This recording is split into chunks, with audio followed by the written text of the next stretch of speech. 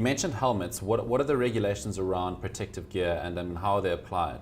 I'm very glad you asked that question, and it's something that's very near to my heart. I am incredibly frustrated when I see cyclists of any nature, be it a sporting cyclist or a commuter or one of the hipsters in their vintage bikes, or a environmentally friendly tree hugger who wants to say, whatever it is, a helmet has got to be worn. Your vulnerability on the road, and especially when it comes to, your biggest accidents are going to be collarbones, skull fractures. If you're not wearing a helmet, you are really at the mercy of death and of injury. You are ultimately, it's like not wearing a safety belt in your car. You are ultimately contributing to the potential damage and harm that could be suffered by you. Now, when it comes to helmets, I'm going to follow the strict rules. I'm going to inform you about the strict rules we follow with triathlons. When you enter a triathlon, for example, they will inspect. Your helmet must be put on your head, clipped in. You make sure at all times that it's sitting snugly against your chin. It should not move too far forward or backward, approximately 3 centimeters from your eyebrows, and should sit really, really well on your head. Shouldn't be bouncing around or anything like that. Then you check your helmet for cracks. If you have ever been in an accident, even if you don't see a crack in your helmet, there's a very good chance that that helmet has sustained damage and that the impact that it takes, it can take it once. That helmet needs to be replaced.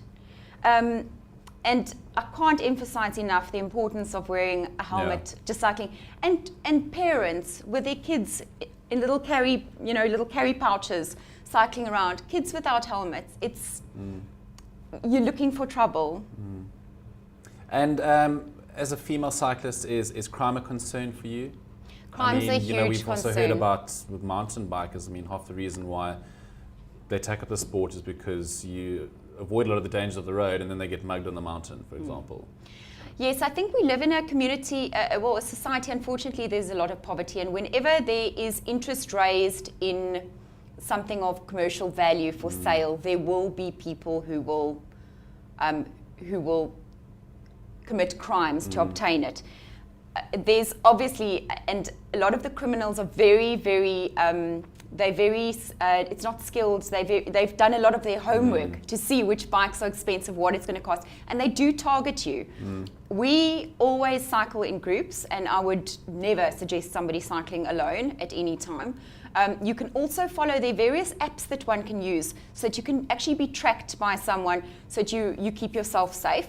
And then if you want to carry a pepper spray or something like that, that's a great idea. But stay away from areas which are known. And we, in the cycling fraternity, we definitely speak about it. You are looking for trouble. The other thing is, yes, driving in your bunches, being aware at all times. People who wear earphones are not aware of what's going around around them, so they must stay away from that too. But crime is prevalent in this country. You've got to be very vigilant. Unfortunately, these crimes often happen early in the morning and late in the evening, and that's often when people try to cycle, especially in training rides. You're going to try and train before work, and you're going to try and train after work. And when especially now with winter coming, it gets darker and darker. It takes longer to get light in the mornings, and people are driving in the dark, and you must just drive in groups and be very aware. That's all I can emphasize. Teresa, just final question. How is the rollout going of cycling lanes? Because that seems to be the most obvious, most amicable solution to separating the cyclists from the crazy drivers. I know that they're implementing that in Cape Town. Johannesburg's also very, very sort of at the forefront of that. How's that going? Well, Nick, I can only tell you from my side what I know. I'm unfortunately not privy to what government is doing at the moment. But I think it's a little bit tough, and I understand for our government's how it works. A lot of the European countries actually created cycling lanes whilst town planning. We, unfortunately, on the other hand, have to now create cycle lanes in a town that's already been planned. So it is a little bit tricky. Also, in terms of our legislation, when there is a lane specifically for cyclists, that is where the cyclists should be riding and not in the road. All right.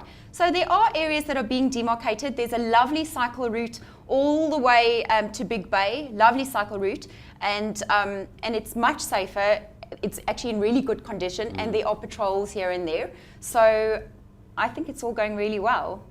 We can just hope there are more cycling routes in the future. Unfortunately, the one thing is, we do also notice with cyclists, try and stay away from the really busy areas, the areas that are congested with cars, where there are not cycling lanes. Try and stick your rides, unfortunately, to areas where you can have a nice, quiet, long ride out and enjoy cycling for what it is. It's supposed to be a sport and a healthy part of your life. Okay, thank you very much. Thanks, Nick.